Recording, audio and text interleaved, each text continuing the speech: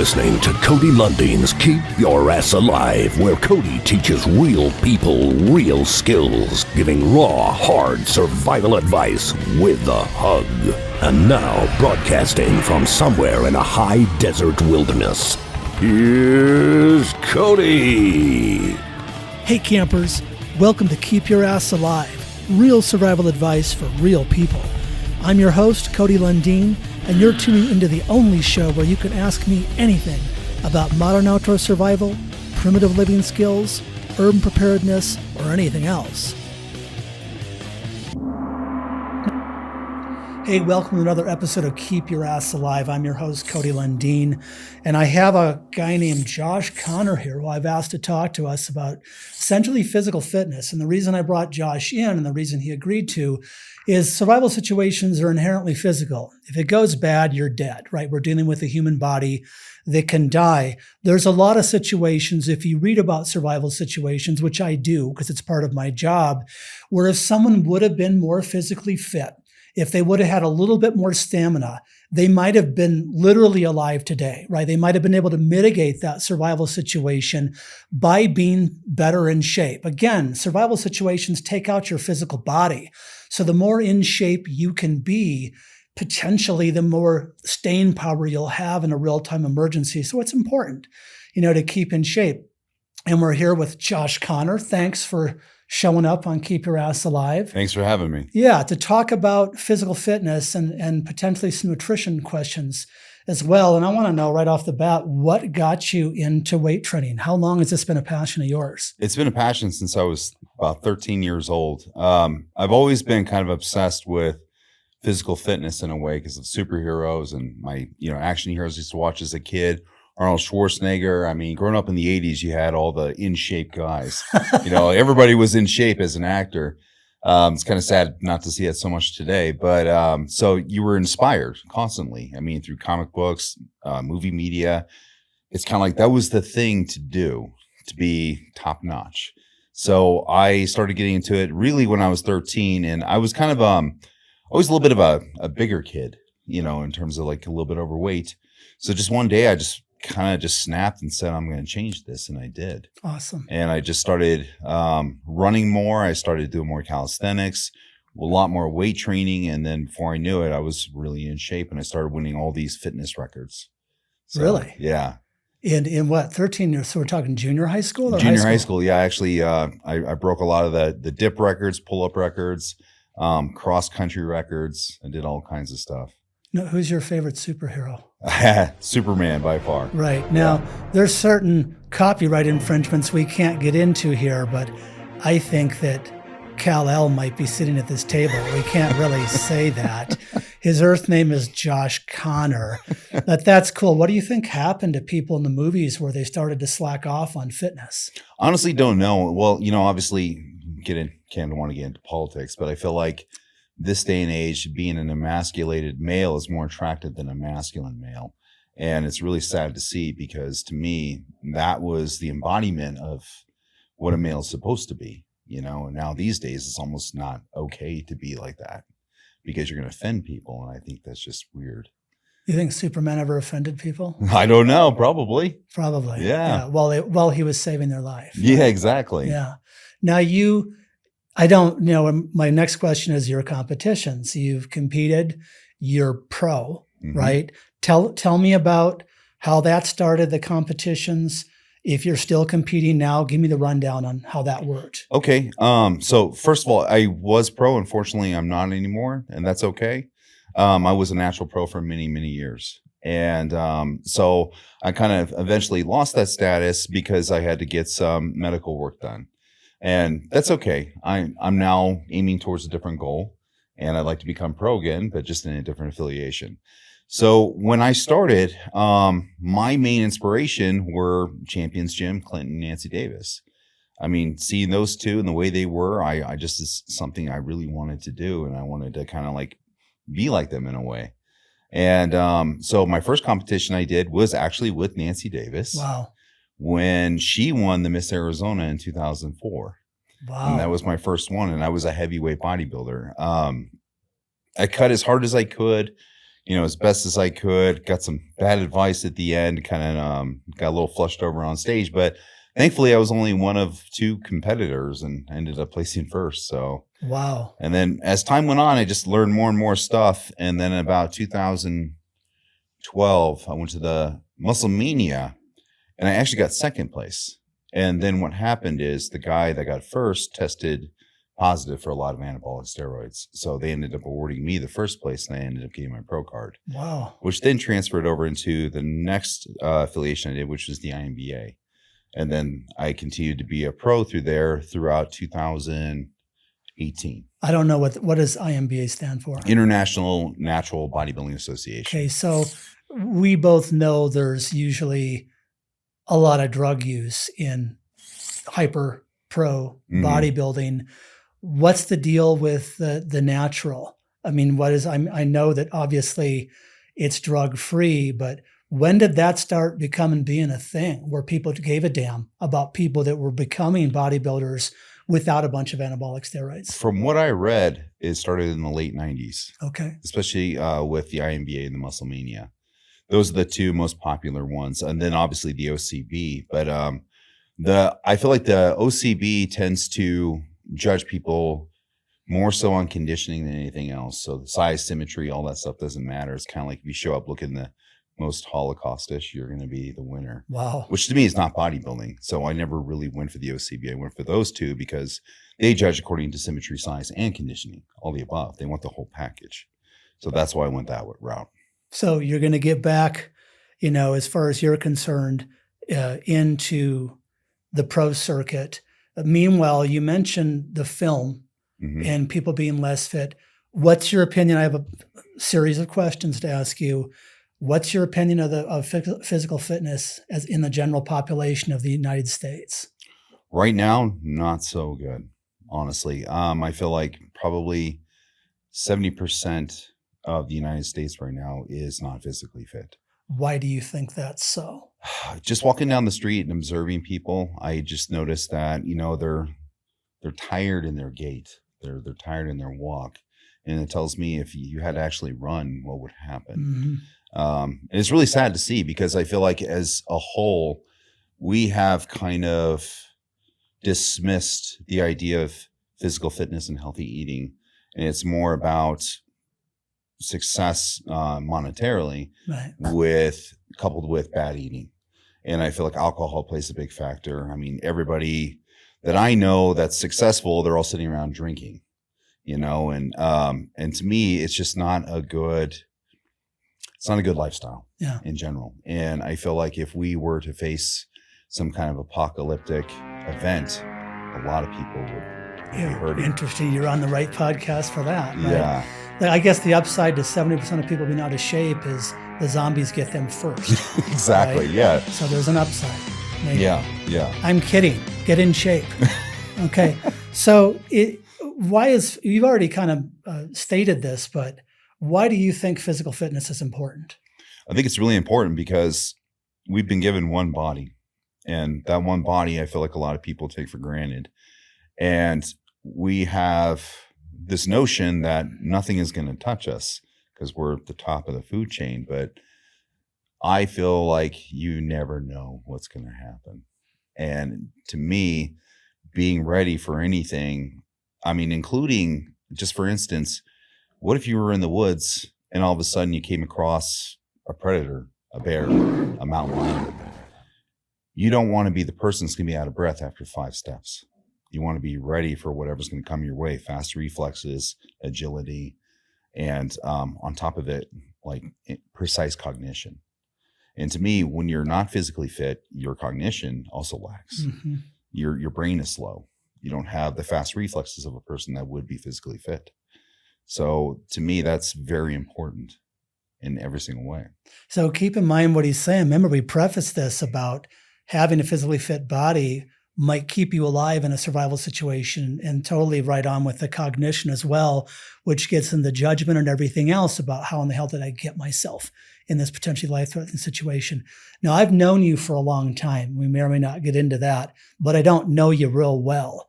I think you're a good man, which I think is important. Thank you. But are you into preparedness skills, or are you talking about preparedness skills because you're on Keep Your Ass Alive right now? No, there's a part of me that's into preparedness skills. I mean, I've taken several self-defense gun classes. I've taken a lot of self-defense in general, martial arts. I believe that you always have to be somewhat ready for whatever may come your way. I mean, it's one thing, you don't want to live in a world where you're naive, especially in today's age, because I mean, there's just things that happen all the time. I think there's a certain degree that you have to be with your head on a swivel at all times. And that's kind of me. I'm always prepared for whatever may come my way. And I always try to be very self-aware of my surroundings. Was that a Josh thing at 13, wanting to get more physically fit, or has that been a Josh thing ever since you've been growing up? Ever since, actually, believe it or not, I think it was after college.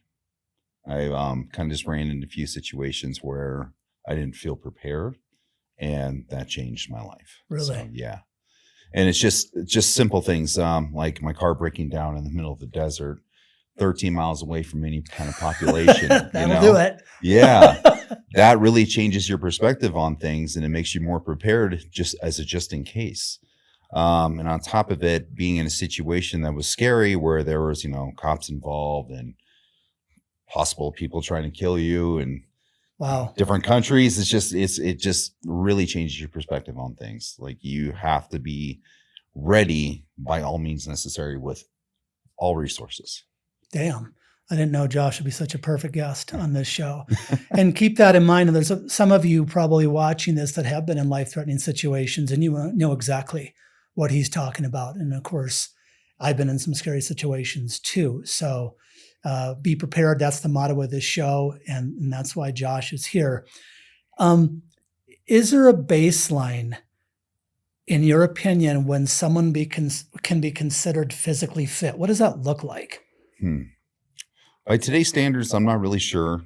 By the old standards, it was you could run a mile, or you could, walk X amount of steps without being out of breath. I still kind of hold true to the old fashioned notion that if you're able to just get out of your own way for a long pace, then I think you're okay. And I kind of feel like that's gone by the wayside. And again, that's where I feel like fitness in general is kind of neglected today, because if you look at even schools, the fitness test is gone. And I heard they're just reenacting it to bring it back, which is really great, because I feel like that's a good indicator of how you're going to react in life in general. No, your answer was swinging more cardio than strength. Do you, the breakdown in the desert, not so much the life-threatening thing potentially. If you had to choose between strength training and cardio for the context of this show and being prepared in general, in your opinion, which one would it be if you had to choose? Honestly, I think I'd still aim towards strength training. And the reason I say that is because I feel like explosiveness and power are still very essential for survival. And that's just my opinion, but I feel like if you're able to sprint out of a situation instead of actually just kind of jog out, you're going to have a better chance of being ready. Speed and power. Yeah. Okay. The next question is, we've been talking about strength training and endurance or cardiovascular training. What's the difference? For people that don't know, define pure strength training and then define endurance or cardiovascular training for our listeners. Okay. If you break it down to scientific level, you go into strength training, it's fast twitch muscles, and, via slow twitch muscles. And that's what we call the phosphogenic system. It is accumulation of high powered exercises in short durations. So strength training is squats, deadlifts, power cleans, bench press, maximal output in less time. And so that's a whole different system in your body. But to me, it's also very essential for bad things. So say, for instance, we're going to just correlate this to a situation. You're going to be more prepared to get your way out of a fist fight being in strength training than you are in endurance training. However, the endurance training oxidative system is also kind of important, because and I'm saying this because I do a lot of cardio still too. Oxidative is important because it gives you a longer duration, and it's more on the verge of just getting your body being able to move for longer periods of time. Whereas the strength training is very short duration. And so I can't say really which one is better. I think it depends on the person and what they're going for, but I think both are essential. I think both are good to tap into, whether you just decide to, take a jog in the morning or take a long walk or just get your body moving in some way or direction with cardio, which is the endurance training. So I've read some stuff about glucose metabolism. Now, when you talked about it's short twitch and then long twitch for endurance, or what's the terminology for endurance? So it's more considered slow twitch muscles. Got it. Yeah. So that's kind of like the muscles that are going to keep you going for a long time. Fast twitch is more for like short durations. Do you know there's a term we're both familiar with, hitting the wall, where someone's blown through their available glucose. They need to tap in, in malnutrition or starvation situations, they tap into the body fat, then the muscle tissue, then organ tissue. It's a nasty process. I'm sure I don't want to go there.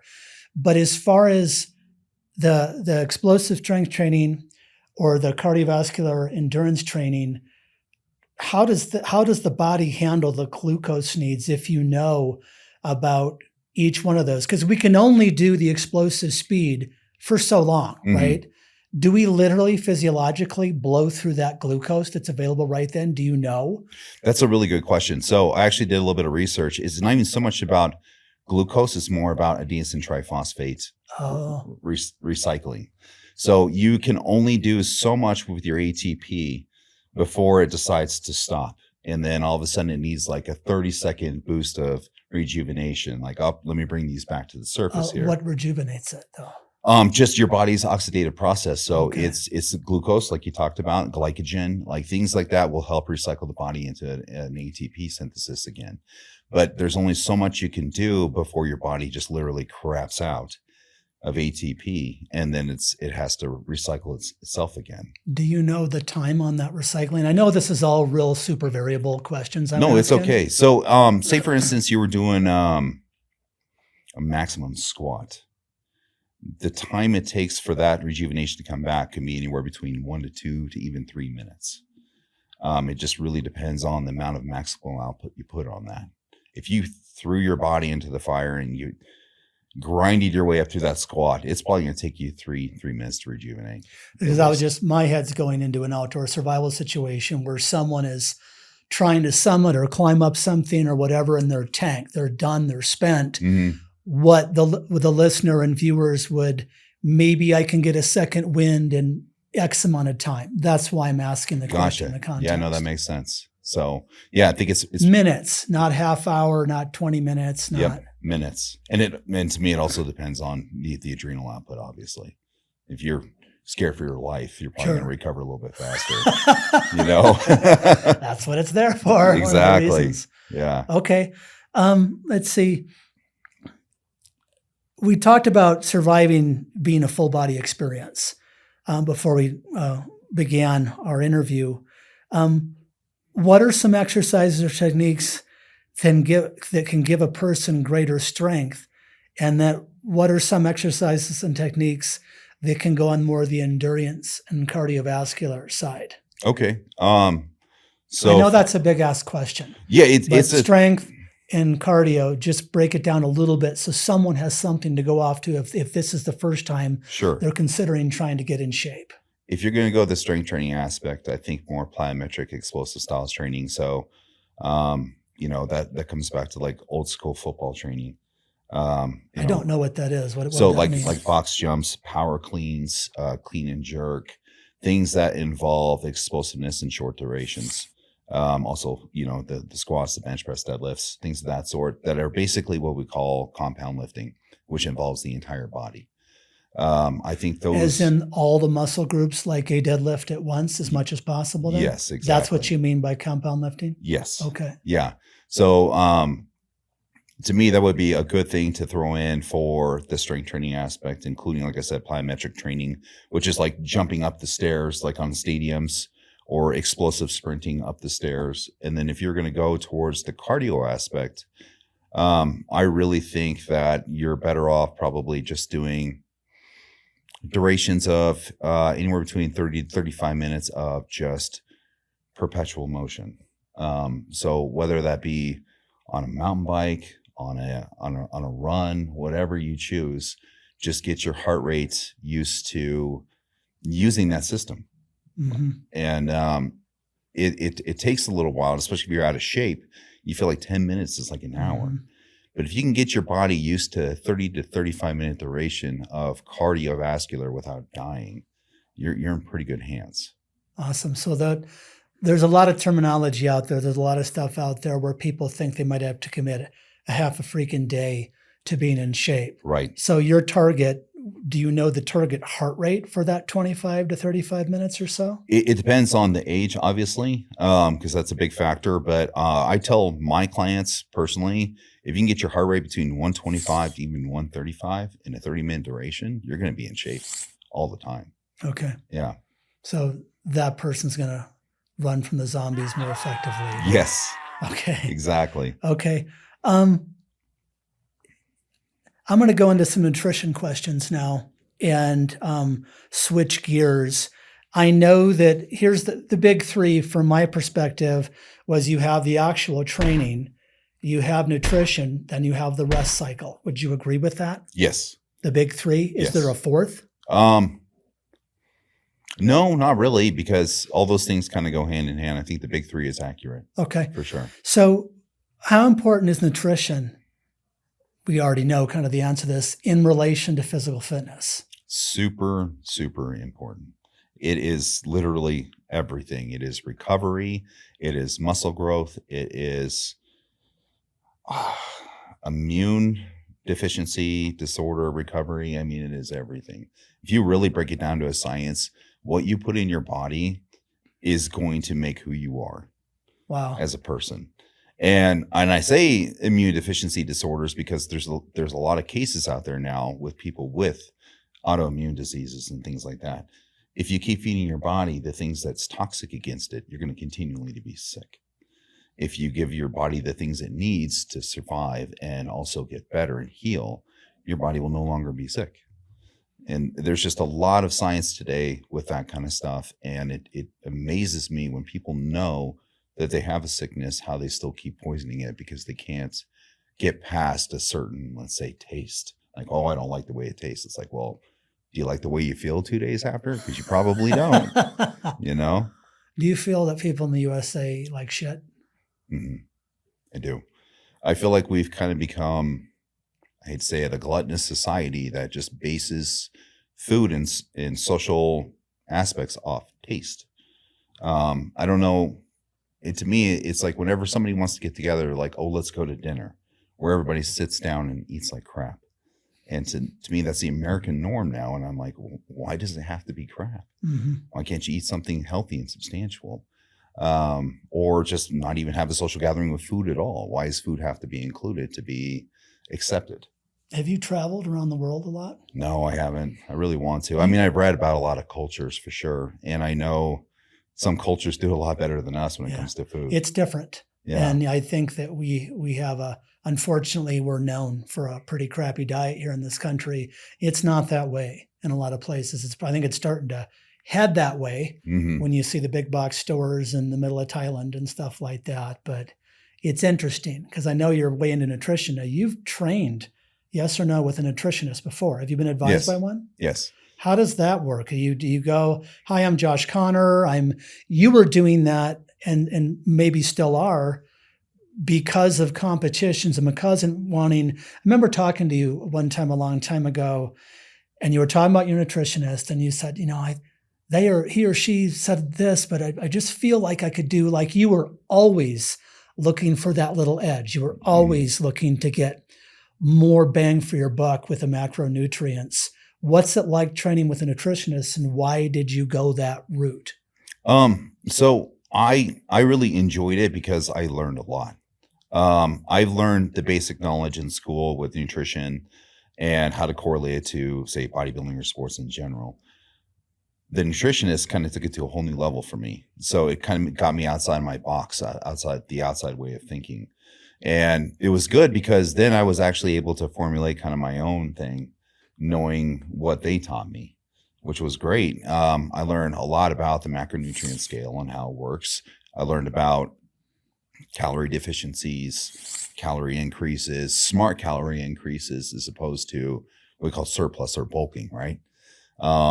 So just working with him just made me realize that there's a lot of things that I could apply to myself. And I've learned a lot just from the brief time I was with him for I think it was a year and a half. Your focus for the questions for him was bodybuilding, yes or no? Yes. Okay. Yes. So you were pushing the envelope on bulking up and cutting. Yes. Right? You got it.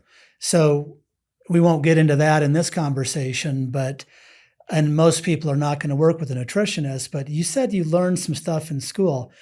I didn't learn jack in school about proper eating. Mm-hmm. So what do you mean you learned some of this in school? Do you mean college or high school? College, yeah. I had a basic nutrition class. Got it. Yeah, where we learned, obviously calorie counting, proteins, carbohydrates, fats, how they work in the system, things like that. But it was it was super basic. Sure. Yeah. And then obviously reading all the books I did as a kid on bodybuilding nutrition from the 1980s and 1990s, things have changed a lot since then. The science has changed, but it gave you a great base to work with. Well, that's interesting that you said the science has changed. Mm-hmm. In a generality, what's the biggest change you've seen in that nutrition book from the 80s or 90s to what you read in a book now? Scientific accountability. The first person to ever pioneer that was Rich Gaspari. He literally was the macro master. And if you watch his old interview, he said, I know every single thing that I'm putting in my body to a T, including the salt. And he said, a lot of these guys don't do this.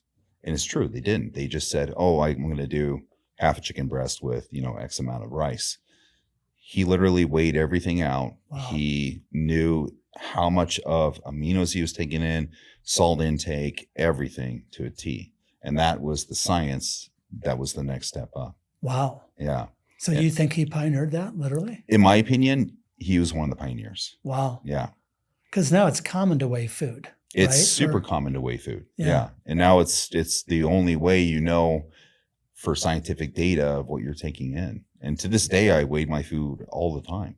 Is there a book that you could recommend someone if they want to be more conscious, staying to weighing their food? Like I'd imagine a chicken breast has been calculated out with how many kilocalories of protein, whatever.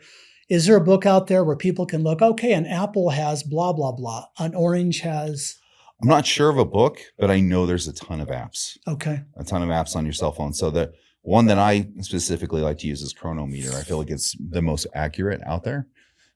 Because if you put in, say I had 6 ounces of Kirkland chicken breast, all the macronutrients come right up on your phone. Really? Yeah. And it's pretty crazy. And I mean, people like MyFitnessPal, but I've found that most of the stuff they had on there was inaccurate. So Chronometer is the one that I've been using, and I feel like it is the most accurate. Wow. So again, we're talking to Josh Connor about physical fitness and nutrition. And we've talked about the big 3, exercise itself, rest and recuperation, and of course, nutrition.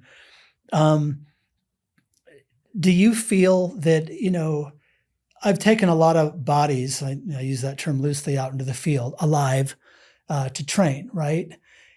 And someone might be hypoglycemic. Someone might need this or that. When we're on courses where I feed them for part of the time, I don't want to say dietary restrictions, but clearly from my perspective, there's differences, whether it's a food allergy or whatever. Do you feel that people in general have basic nutritional needs outside of allergies and whatever? Are we pretty much good to go in a generalized area, or is there some radical differences between people? I feel that we are, as a whole, pretty basic and the same. I think what's separated us is lifestyles. Okay. And what I mean by that is I feel like we tend to create our own problems.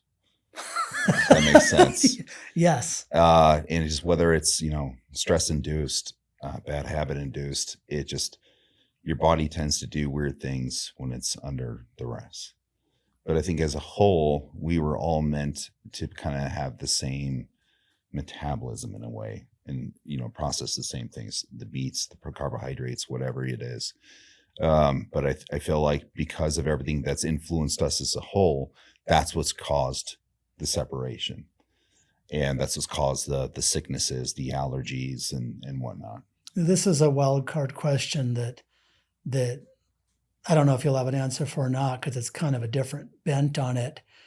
Have you read anything or studied anything about how stress on the human body deteriorates nutrition at all? Oh, well, actually, it's funny you say that, because on a personal level, I have experienced that, and I'm still experiencing it with my current wife, who is going through a really hard time right now with what's happening to her body.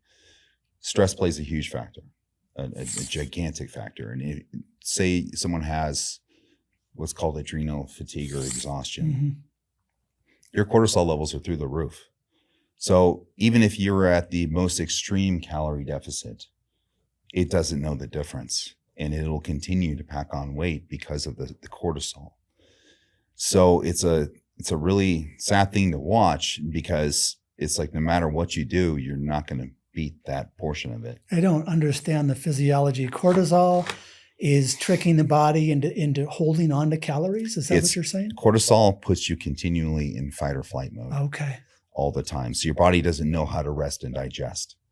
And because it doesn't know how to rest and digest, the calories aren't actually being properly digested. Would that person literally poo out food that wasn't utilized properly by the body? Yes, and that's exactly what it causes, is irritable bowel syndrome. That's one of the side effects of adrenal fatigue.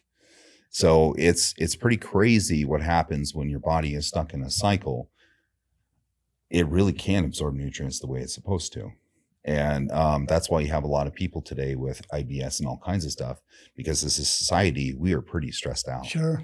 Yeah, we're always trying to, make the next big thing or get the next big item or have a house and feel secure. It's a pretty high stress lifestyle, and especially with, the economy and everything. Right.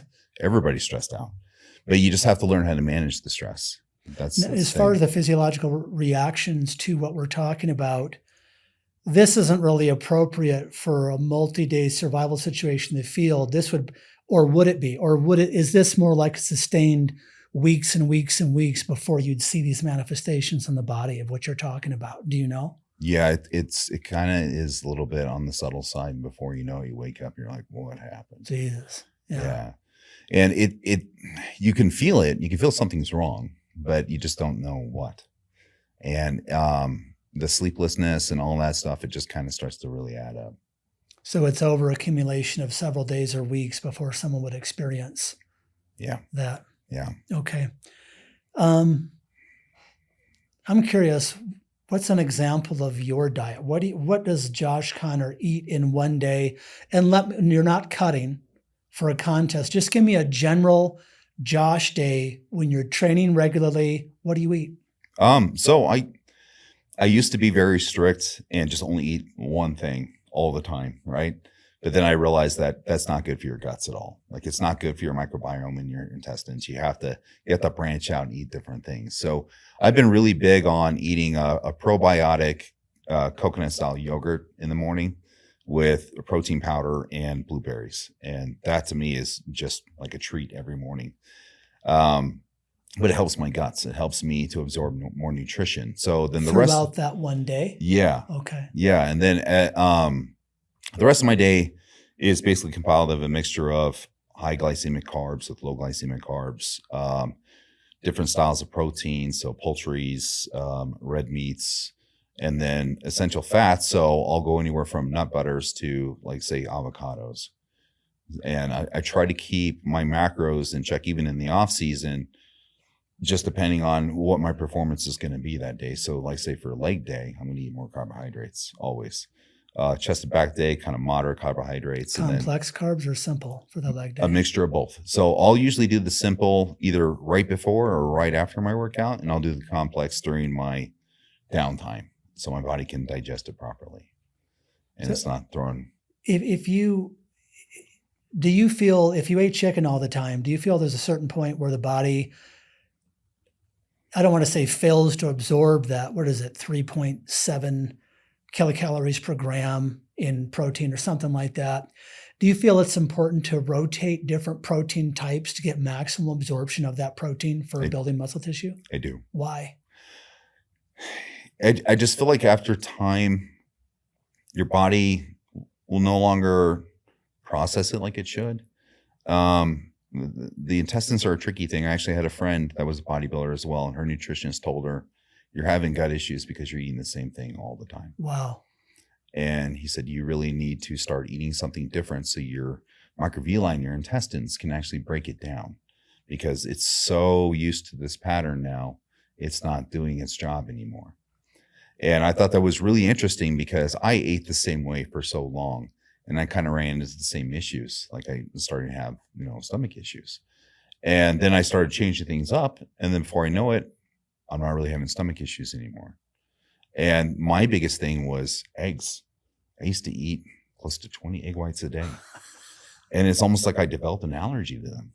So now I probably will have an egg or two every now and then, but I haven't really gotten back into eating eggs because they started making me sick.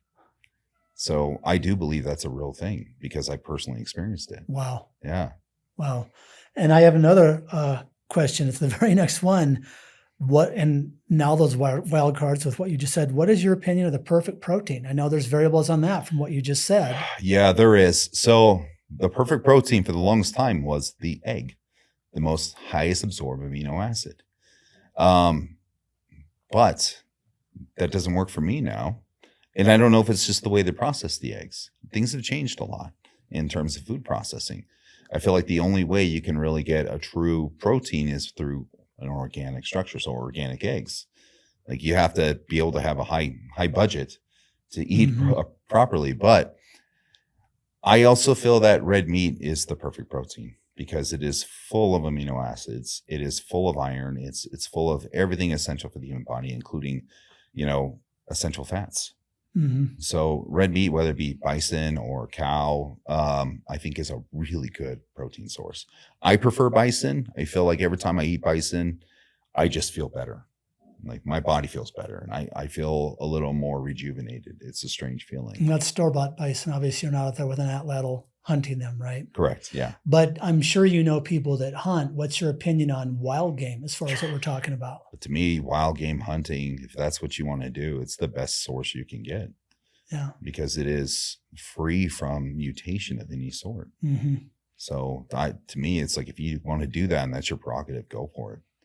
I have an interesting egg question that I'm spending a lot of time in Mexico. And when I buy eggs in Mexico, they don't need to go in the refrigerator. They sit out on the shelf, which tells you they're being processed differently down there. They don't need refrigeration before they spoil. I know you don't know, but do you think you might have a different take for your body if you ate an egg that didn't need refrigeration or do you, I know you don't know, but I'm just curious because I've been eating a hell of a lot of eggs in Mexico. One, they taste better. Yeah. They literally taste better. The whites taste better and the yolk tastes better. And they don't take up any room in the refrigerator. Right. And I'm wondering if you ate those, if that would make a difference. I guarantee it'd make a huge difference. And the reason I say that is because I've watched a lot of documentaries on people that eat, say, even pasta here in the United States, and then they go to Italy and they eat pasta there. They have zero stomach issues. They have zero bloat. They come back from Italy actually weighing less than they did in America. So I feel like that's absolutely accurate. Their eggs are probably more pure. That's why they don't need to be in the refrigerator. And they probably are way more absorbed by the human body. Interesting. Yeah. Yeah. Well, I don't know if I can smuggle some eggs over the border for you to try. All right. Sounds good. So we'll see about that. Cheat days. Do you have any? If so, what type of foods do you eat? Yeah, actually, I have my cheat days at least, once or twice. Well, I want to say once or twice a month, sometimes even 3. Depends on how hard I train. My favorite go-to is pizza. And I prefer one out of all, mod pizza, because I can make it the way I need it. I don't know what that means. Mod pizza is actually a chain of pizzas. Oh, is it really? Yeah. So you can get cauliflower crust. You don't have to get gluten. You can get gluten-free crust. And I have a dairy allergy, so I get dairy-free cheese. And I'm able to make the pizza exactly the way I want, and I enjoy the hell out of it. What do you mean make it exactly the way you want? Well, so like most pizzas, when you go and you order pizza, you know, they say you get like a chicken pizza. There's like 3 morsels of chicken on the entire pizza, right? You're like, oh, wow, I'm really full now. So with me, it's great because they will literally make it any way you want. So if you tell them, hey, I want a ton of chicken, they put a ton of chicken on it. And then they put a ton of veggies on it. And then they'll put, you know, I just ask for a little bit of cheese. I don't like a lot of cheese. And I just get the diet style cheese. And then they put it in the fire oven, comes out, and it's just perfect for me. And that's the way I like it. What a great ad for Mod Pizza, right? You Yeah, know? right. So, okay, we got your cheat. The macronutrients in foods, we've danced around them. We haven't really talked about them. They are proteins, carbs, and fats, right? Mm-hmm. The 3 macronutrients.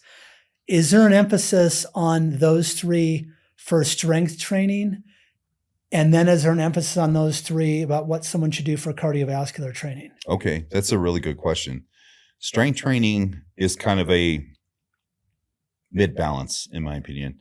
So you have to have high amounts of fat because you have to supply your body with adequate testosterone, especially if you're lifting heavy weights. So you want your poly and, you know, good unsaturated fats to be a little bit higher. Carbohydrates don't really have to necessarily be as high as endurance training because you're not burning through it like you would in endurance training. You are burning through it in small segments. So to me, the carbohydrate aspect could be moderate. So say for an instance, personally me, my daily intake of carbs is somewhere between 250 to 275 grams. I still get massive pumps. I still lift a lot of heavy weights, and it works well without putting on extra weight. Someone that's going to do a 5K, they're going to have to probably go a little less on the fats and a little more on the carbohydrates because their body is dependent upon carbohydrates. So they might go from anywhere between 500 to 800 grams of carbs, depending on how much they're going to run that day. And most of it's going to be in the form of simple sugars. So like dextrose and probably fructose and all kinds of different things. It's not necessarily they're going to sit down and eat a massive amount of sweet potatoes. It's going to be, I want to drink this 32-ounce Gatorade that has over 200 grams of carbs in it. And then I'm going to go, you know, eat X amount of fruit to keep my body going. So if you're training for endurance, I want to say your protein's still moderate. Your fats are kind of moderate, and then your carbohydrates are very high. If you're training for strength training, your protein's high, your fat's relatively high, and your carbohydrates are moderate. Okay. And that's just because you are definitely tapping on 2 different systems in your body. Sure. So the fast twitch, slow twitch. yeah, exactly. Yep. So I asked you about your favorite protein for strength training. What's your favorite carb? And for cardio training, that 5K person, what's a favorite carb you'd have for that? Okay. Favorite carb for weight training is cream of rice. I love that stuff. Cream of rice. Cream of rice. Where the hell do you? I've never heard of that. Yeah, you just buy it where the oatmeals are, and it's just condensed white rice. Like it's just powdered white rice. So I like it because you can make it into a really good pre-workout carb. You can put all kinds of stuff in it, fruits, peanut butters. Would you call that a complex or a simple carb? That's a simple. Got it. Definitely a simple carb. Okay, how about complex? So complex would be something more along the lines of like a sweet potato or something along the lines of like overnight oats, something that digests slower. So even brown rices and other modern potatoes like purple sweet potatoes are very good complex carb. And you feel between strength training and cardio, I brought up both those separate categories. Do you have a preference on the simple or complex carbs for either one of those, or do you feel good about what you said for both of those categories? I think both those categories work well. And like I said, if I were going to train for a marathon, I'd probably be pounding lots of Gatorade too, to be honest. Why? Just the dextrose in it to keep your body going. And on top of it, it has the electrolyte balance. I know there's probably different, better forms of a Gatorade version, but the dextrose and the electrolytes are really important for that kind of output. Period, or in hot climates? That's a good question. I want to say probably more so in hot climates, but good in general. Okay. Yeah. This is super fascinating, right? Because again, we're trying to keep the body alive. A lot of people eat like crap, at least in the United States of America. And you can think about what Josh is talking about in relation to maybe your survival kit or your camping kit or your gear, whatever you want to call it, for stuff. And I'll ask him that question too about what you might be packing based on macronutrients. So we've done that for strength training. We've talked about cardiovascular training. I'll just ask you right now. Well, we've got some other questions here, but let me ask you this one. There are so many bars out there. I know you're mostly into just whole foods, but there's a lot of bars. If someone was camping or had a bug out pack or had a survival kit and they wanted the perfect blend of, oh shit, right? Which means I'm going to need some glucose. I'm going to need some simple carbs. I'm going to need complex. And I know I'm asking for the world here, but you're only eating one thing in this pre-prepared packaged deal that has to keep for a while because no one rotates their stuff. They should, but they don't. Right. That something's wrong. You're lost on the day hike and you reach into your fanny pack. What am I pulling out? That's a really good question because I feel like today's bars really suck. Back in the early 2000s, they were great. And if I were to go back in time, I'd say grab one of those bars. I honestly haven't done a lot of research on that. But I know most of them today are just a chemical nightmare. Yeah. Like they're just full of processed foods and processed sweeteners. But back in the day, VPX used to make this bar, and I forget what it was called, but zero impact bar. It was a whole food bar, and it was perfect. It was essential fats, essential carbs, and essential proteins. And they actually stopped making it because they couldn't keep it on the shelf long enough because they went bad. And I don't think they perfected it since, but that's why you see a lot of these bars, they just sit on the shelves. So if I were to say anything at this point, from the little research I've done on bars, you're still better off with Cliff bars than anything else at this point. Because if you get something like a barbell bar or even a Quest bar, you're probably going to crash within a couple hours.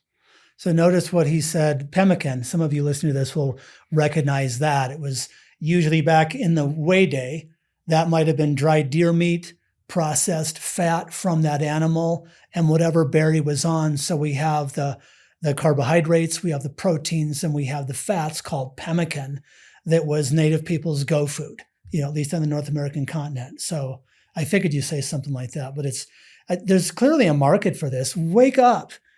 Do what he just said, but the problem is stabilizing that enough on this. Do you know what the shelf life of those bars were before they crashed? I don't know. I used to go to High Health a lot when it was still around here, and I know they would throw those bars out pretty much every month. So right. It would be expired or to be, on clearance because they were going bad. I know that the best fats for us go rancid the most quickly, unfortunately, because I do a lot of research on food storage. Do you know if it was the fat in that bar that was going rancid? My guess is it is, because when you took that bar out, it's almost like you would feel the oil on it. You would feel the fats on it. I know that. Yeah. Okay. So that was probably the fatal link. Yep. And then I also remember EAS used to make a really good bar similar to that called the Myoplex bar. And now EAS, I don't even think exists anymore. But I used to eat those all the time during my wrestling matches, because they were quick, they were on the go. They gave me lots of energy for a long time. And the taste wasn't that great, but it's like you weren't eating it for taste. You were eating it for performance. Right. Yeah. For fuel. Yeah. Yeah. There's a lot of stored food online. There's a lot of, everyone's got their opinion about what you have under the bed for stored food and blah, blah, blah. If you were to store food for a grid down shelter-in-place emergency, so you're with your sweetie and you're at home and the zombies are outside and you don't want them inside, grid down shelter-in-place emergency, what type of foods would you store and why? Generic. And then I'm going to go down the rabbit hole and define more of that for our listeners. I thought about this question, and So one thing's for sure, I would have a sufficient protein source of protein powders would be the way to go for me. Probably dry freeze fruit, meat, lots of water, obviously. I'd probably also have on hand things with dextrose and electrolytes. And then the best of my ability, it would just depend on how much my storage space would be, but I would try to keep everything that can be preserved as long as it can, as well as nutritious. So, nut butter fats, things like that, because obviously you can't bring avocados in a shelter and expect them to be good within a week. They're going to go bad. So I thought a lot about this, and I think probably going to lean more towards the process side of things just to survive. So that would be because of the longevity of the storage of the product. Exactly. Yeah. It's not like you can just keep, meats around without a proper refrigeration and you'd be okay. So at that point, I'd probably go into survival mode where it would be that kind of stuff. So I'd make sure I'd have my carbohydrates, my fats, my proteins, and adequate hydration. Okay. And I'm going to go down the rabbit hole on that. I'm going to get it more defined. I hate generic questions, but I have to ask you some. But I'm a real big fan of rabbit holes. And I mean that in a good way, about actually knowing what in the hell we're talking about and going through the details that a lot of people want to just gloss over. So here, now you have limited space and weight considerations. Not saying you need to be mobile. It might be grid down at your home. What types, with limited space and weight considerations, what types of food would you pack to maximize maintaining strength? Yeah. Okay. So now that is definitely a different question. To me, at that point, I'm going to say that it's going to be a short-term thing. I would want probably adequate hydration again, and probably more carbohydrate, fat-based stuff. The protein you can probably do without for a period. Really? For the strength training? Yeah. So the carbohydrates are what's going to keep your body on a cellular level active. The proteins can hold off for a little bit. But if I were to go into a survival mode of just a short period of time, I would probably go more in that direction, to be honest. I'm interested in more what's in your head about your answer on that. I thought for sure you dump protein powder even almost over water, but you're saying more carbs over protein. No, I didn't give you a duration, right? That's the wild card. We didn't get into for 2 weeks. Right. Tell me the physiology about why protein can take a back seat in the context of this question and carbs take the front seat. Okay. So when you're in a situation where your body has to be basically prepared for anything, the amino acid structures in your body are still active no matter what. So it's like that whole, I'm going to go down this one, the whole premise of the anabolic time window. That is now kind of a scientific fallacy, because your body's already breaking down amino acids. So it's already got protein structures within them. So you don't have to eat the perfect meal an hour after your workout anymore. It could be up to 2 to 3 hours. You're still processing your body the same way. I didn't know that. Yeah. So your body will still break down the amino acid structures. It will still supply the adequate amount of protein that it has stored. However, I feel like your body would be more remiss to lack of carbohydrates, especially when it comes to situations that might include survival. So if I was to, say, have a backpack on and I'm out in the middle of the woods and all of a sudden I see a bear and I have to sprint the hell out of there, I would probably want more carbs in my system than proteins, because I know that it's going to keep me going faster for a longer period. To bring in cortisol, because when people are looking at their death, they're going to be scared. Mm-hmm. Okay, that's a fact. If you have a survival instructor that says they can make you immune from fear and keep you alive forever, they're lying to your face. If we bring in adrenaline, cortisol, and stress, in regards to proteins and carbs, do the carbs still outweigh the protein? Do they hold up better against the cortisol? Or is that, I haven't really done any research on that, but my assumption would be yes. And the only reason I say that is because on a cellular level, if you're going to start having more mitochondrial output, you're going to want more essential carbs in your system. He said the word mitochondria. I like him more already. I love mitochondria as far as doing what you can do in cold weather with limited stuff. Yes. Okay, I understand. Now here's the flip of that question. You have limited space and weight considerations. There's no time context. What type of foods would you pack to maximize endurance or cardiovascular fitness, not strength? Okay. Understood. So again, I think I would probably go more towards what I said previously.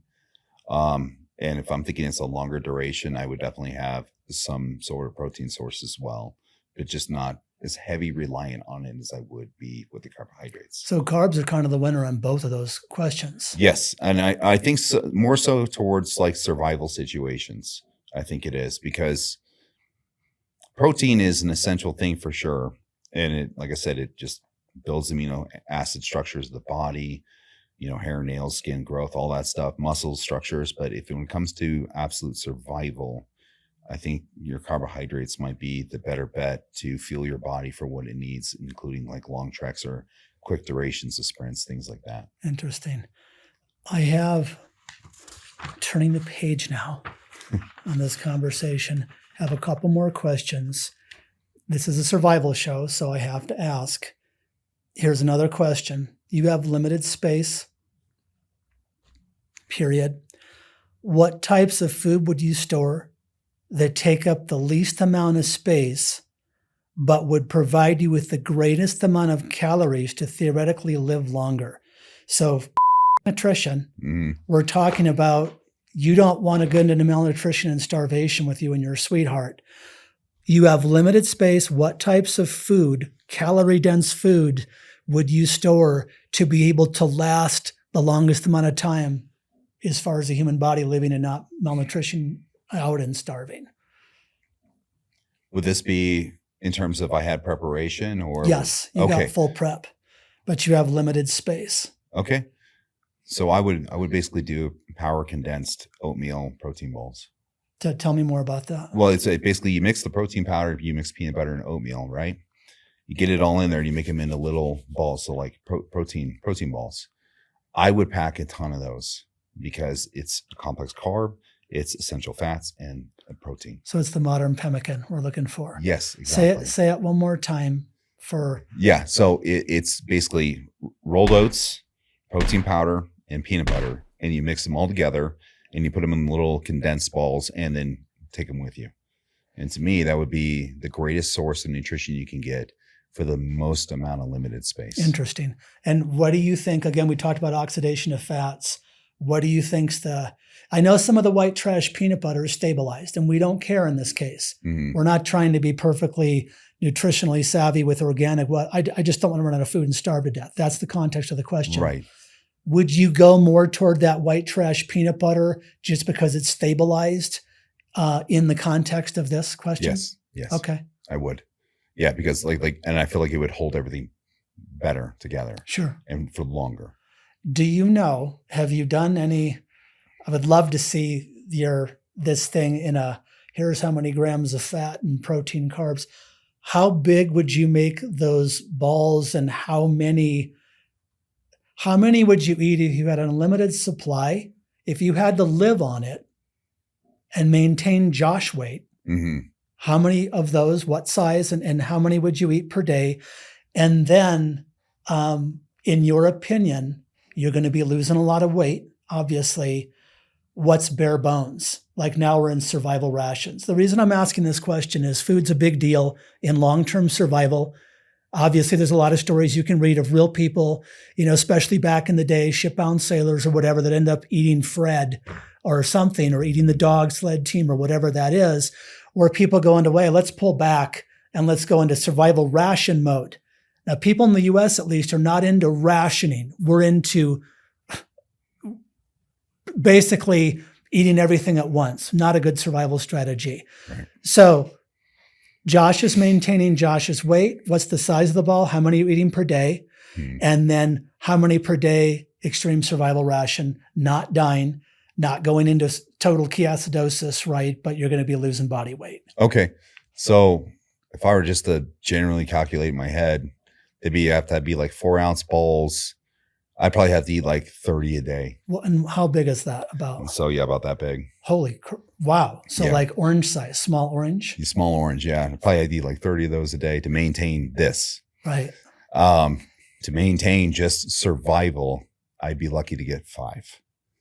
So, and then, it's like that muscle mass loss, all that stuff would happen. Those are huge. I thought you'd be talking about golf ball size, but you're talking about a big tangerine or a small orange. Right? Yeah. And I don't know if you've ever been to the Protein House in Scottsdale. I have not. Okay. Yeah. Their peanut butter balls are like that big. No kidding. Yeah. So that's exactly what I would do. Okay. Make them that portion. So they're easily, you can easily access them and bite them as you go. It's not just one bite and you're done. Sure. Yeah. Okay. You train people still? Yes. How can they reach you? They can reach me through, they can call Champions Gym. They can call my cell phone.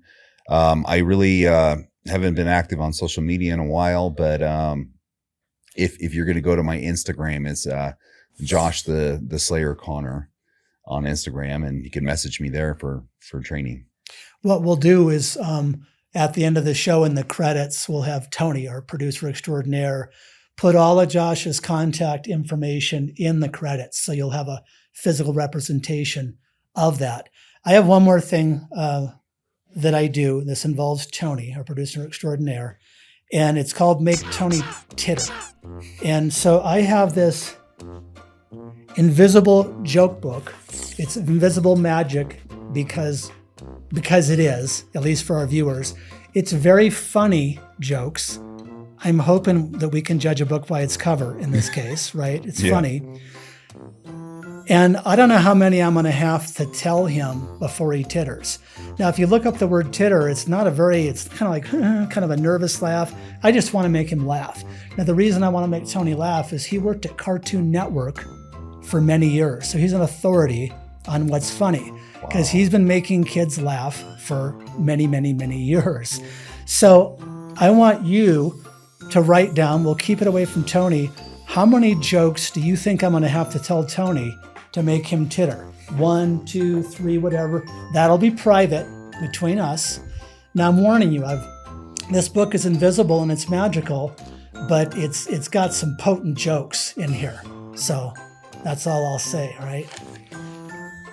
Okay, so I got Josh's. Okay, Tony, you ready for this? I am. And Josh, if you laugh, which I'm sure you will because they're fantastic jokes, that's totally okay. So the pressure's on Tony.